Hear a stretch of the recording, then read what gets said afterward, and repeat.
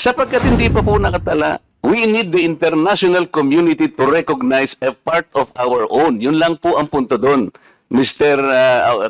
Commodore. So kung hindi pa po nakatala, tama po ako, hindi ba? No, sir. You are inconsistent. No, sir. I did not say that you're correct. I will not agree that you are correct. West Philippine Sea is our exclusive economic zone. Chair, I don't think that I'm under in any obligation to respond to all those social Okay, media Mr. posts Chair, by bloggers, now social media influencers to tell them that they're wrong. Siya muna. Sabi niya wala siyang obligation. Finish your statement. Yes, sir. Mr. Chair, Honorable Marcoleta, sir, I think I'm no under obligation to tell all the social media influencers, to bloggers, defend your name, tell them that you are not a traitor. Again, I did not mention that you are a traitor. It's not, those words did not come from me. Why would I go to the extent of defending you and you're running for Senate? I might as well be interpreted as running for, supporting somebody for public office. I only came to know about it when Congressman Marcoleta called me Gamangmang. Legislator, and then you wait until you are recognized by the chair, okay? Yes, sir. Thank you. Thanks, sir. Please proceed. You said that you did not say that I am a traitor, but it is in the social media. Did you take an effort to clarify that so that you could not mislead people because they might believe that you have said that? It is only now that you are disowning this statement. Mr. Chair. Mr. Chair. Yes, sir. To the Honorable Marcoleta, sir. Let's put it on record. I did not use the word traitor in describing your statement that the West Philippine Sea ay kathang-isip lamang po. Let me read my post on X. I stand by the statement of President Bongbong Marcos when he said, ang West Philippine Sea ay hindi kathang-isip natin lamang. Ito ay atin, ito ay mananatiling atin hanggang nag-aalab ang diwa ng ating minamahal na bansang Pilipinas. Hearing someone claim that the West Philippine Sea is merely a fabrication of the Philippine government is a disservice and an embarrassment to their entire party, the organization he belonged to, and even their own family. How can the one face the younger generations today and tell them that our exclusive economic zone to the west of our archipelago is non-existent, effectively giving up the fight to assert their rights as Filipinos in the West Philippine Sea?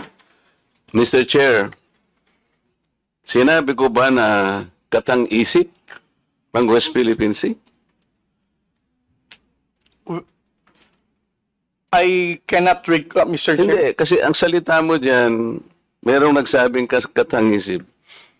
Sinabi ko ba na katang-isip ang West Philippine Sea? I said I stand by the statement of the President. I did not mention you said it, sir. Meron kang katang-isip na sinabi dyan eh. To whom are you referring that?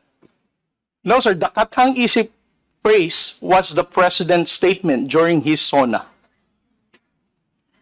I just merely restated the statement of President Bongbong Marcos Kaya nga, when he you are now delivered it to SONA. Kaya mo lang nilabas yan after I said that there is no such thing as West Philippine Sea. But that is in context of the fact that it is not yet registered in the International Hydrographic Organization.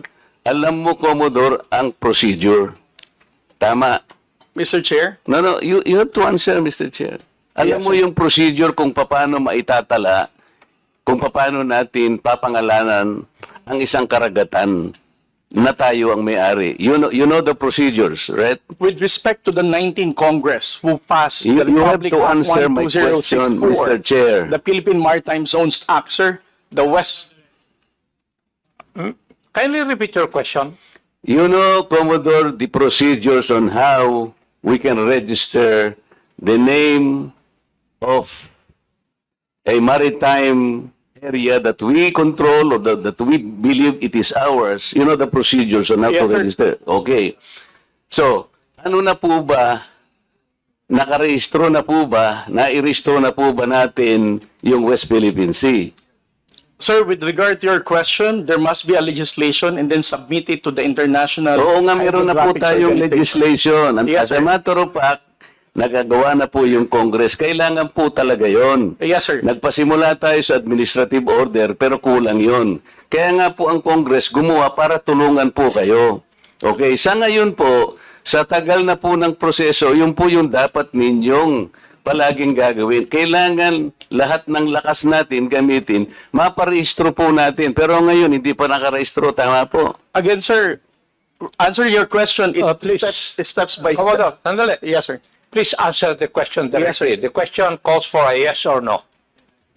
No, sir. If it's in IHO, yes, through legislation. Sinasabi ko yung IHO because this is the only world body that officially names a particular area of the sea. Kaya sa konteksto po ng pinag-uusapan natin, kaya ko lang nasabi, sapagkat hindi pa po nakatala, we need the international community to recognize a part of our own. Yun lang po ang punto doon, Mr. Commodore.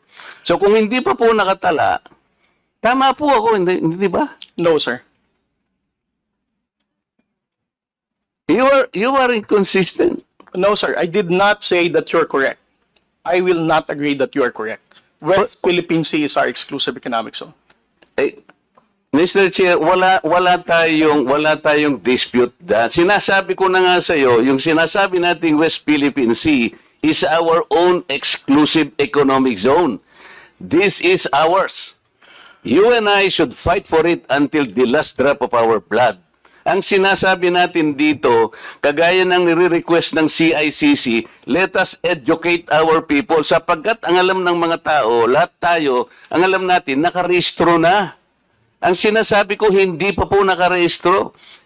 Ikaw ba pwede kang mag-enroll sa isang eskwela nang hindi ka nag-register, nang hindi ka nag-enroll?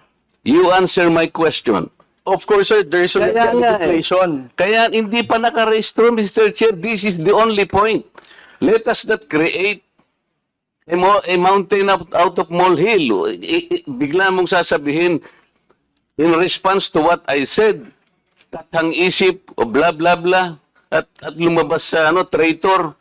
Hindi ka man lang gumawa ng effort, for example, na I did not say that. Ngayon mo lang sinasabi.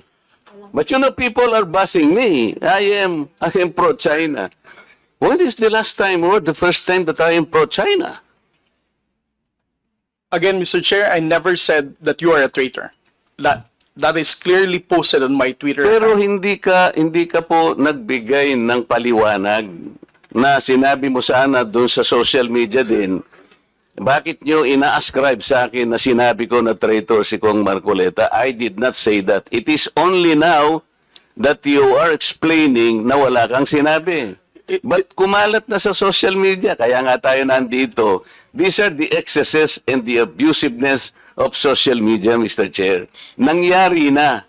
Kahit na ilang libong mag-explain ka dito, yung tao narinig na nila na ikaw ang nagsabi. Because meron ka pang litrato dun eh. Mr. Chair, No. nobody has ever asked me whether you are a traitor. This was only the first time that I was asked whether you are a traitor or not. You are not even aware na sa social media sumabog yun. Nandun yung litrato mo and the claim that I am a traitor. Ngayon ka lang nagpapaliwanag na I am not a traitor. Pero nangyari na yon. Mr. Chair, I don't think that I'm under in any obligation to respond to all those social Okay, media Mr. posts Chair, by bloggers, now social media influencers to tell them that Mr. they're Chair. wrong. Siya muna. Sabi niya wala siyang obligation. Finish your statement. Yes, sir. Mr. Chair, Honorable Marcoleta, sir, I think I'm no under obligation to tell all the social media influencers, to bloggers, defend your name, tell them that you are not a traitor. Again, I did not mention that you are a traitor. Those words did not come from me. Why would I go to the extent of defending you and you are running for Senate? I might as well be interpreted as running for, supporting somebody for public office. Mr. Chair, clarifying something that is wrong is Have not the floor, political. please. Thank you, sir. Commodore, ang tinatanong lang ni Honorable Marcoleta that merong lumabas kang statement. Siguro, binigyan ng interpretation ng ibang vloggers at nasabi na traitor si Honorable Marcoleta. Ang tinatanong niya is, unang-una, alam mo ba ito na ganun ang nangyari? Would you know? No, sir, because when it became a social media popular post, I was not here in the country. I was actually in the official business outside. So when did you come to know about this? I only came to know about it when Congressman Marcoleta called me Gag Mangmang in one of his interviews.